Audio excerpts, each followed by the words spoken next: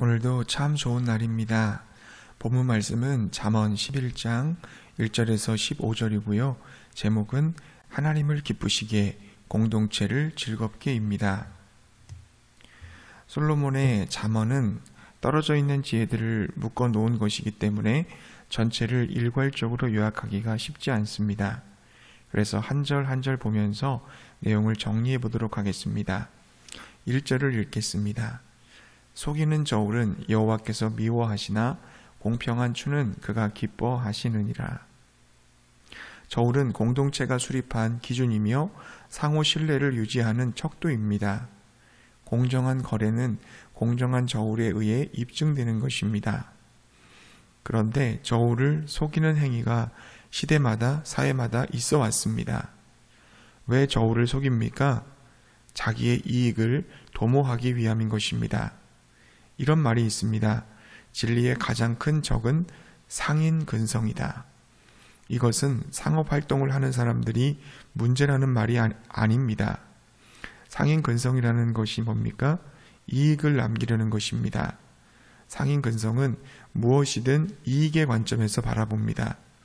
진리는 상인 근성이 아니라는 말은 진리는 이해타산의 관점에서 바라보면 안 된다는 말입니다.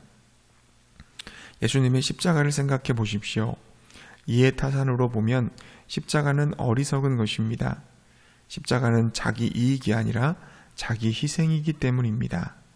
따라서 진리와 상인 근성은 함께 가기가 어려운 것입니다. 그러므로 진리의 사람이란 자기중심성, 자기의 이익을 따르는 사람이 아니라 자기 희생, 자기 부인의 사람입니다. 자기가 누릴 수 있는 것을 포기할 줄 아는 사람이 진리의 사람인 것입니다. 진리의 사람은 곧 거룩한 사람입니다. 레위기 19장 2절에 보면 너는 이스라엘 자손의 온 회중에게 말하여 이르라 너희는 거룩하라 이는 나 여호와 너희 하나님이 거룩함이니라 라고 말씀하고 있습니다. 하나님은 거룩하십니다. 따라서 하나님을 믿는다는 것은 내가 거룩한 삶을 살아내는 것을 말합니다. 그렇다면 거룩함의 내용은 무엇일까요?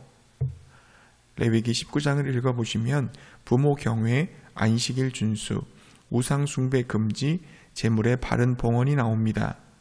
그리고 등장하는 것이 추수할 때 한 모퉁이를 남겨두라고 하십니다.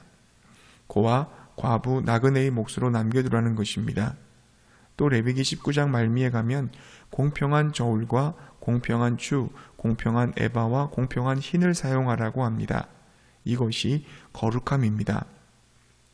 거룩함이란 종교적 예배 행위만이 아니라 우리 삶에서 어려워하는 사람들의 아픔을 깊이 공감하면서 그들을 배려해 줄 수 있는 삶이 거룩한 삶이라는 것입니다. 다른 사람을 속여서 자기의 이익을 도모하는 것이 아니라 내가 손해보더라도 이웃의 유익을 도모하는 것을 말합니다.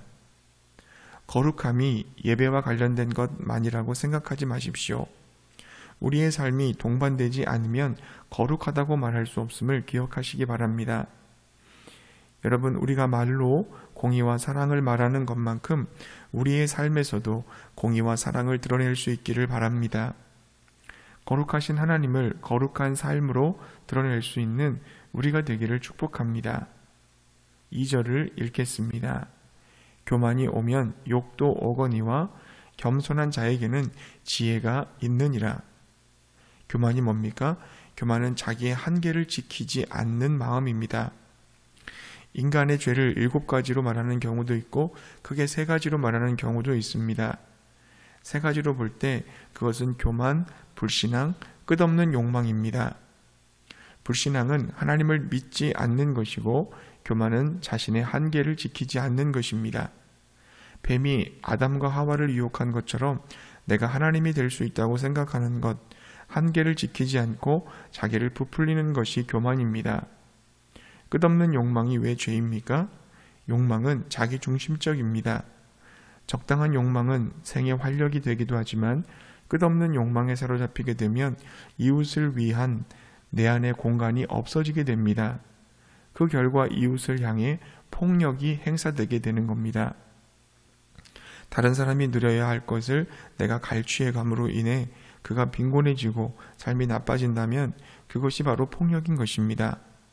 아무튼 교만은 자기 한계를 지키지 않는 마음이기에 욕을 당하고 수치를 당하게 됩니다.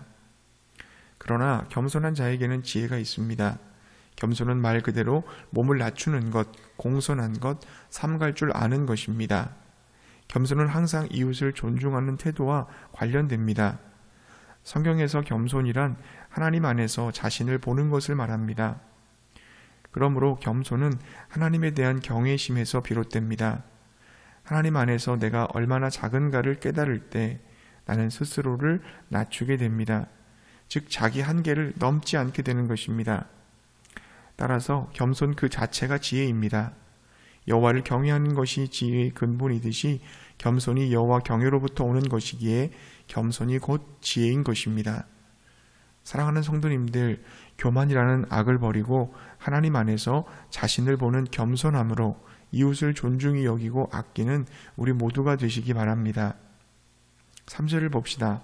정직한 자의 성실은 자기를 인도하거니와 사악한 자의 패역은 자기를 망하게 하느니라. 정직한 자의 특징은 성실함입니다. 성실은 내 말이 삶 속에서 열매로 이루어지는 것을 뜻합니다. 즉 말과 행동이 분리되지 않는 삶이 성실입니다. 이것이 바로 온전함입니다. 자기 분열이 없는 것, 그의 말이 이루어지는 것이 성실입니다. 예수님이 십자가 위에서 다 이루었다고 말씀하셨습니다. 예수님은 말씀을 이루는 삶을 사셨습니다. 말과 자기 존재의 분리가 없는 삶을 사신 것입니다. 우리도 그렇게 살아야 합니다. 정직한 사람으로 성실하게 살아야 합니다. 말과 행동이 잃지 않은 거룩한 삶을 살아야 될 줄로 믿습니다. 정직하지 못하고 거짓되면, 사악하게 되면 그 결과는 멸망임을 기억하고 정직하게 살아가는 저와 여러분이 되시기 바랍니다. 4에서 6절을 봅시다.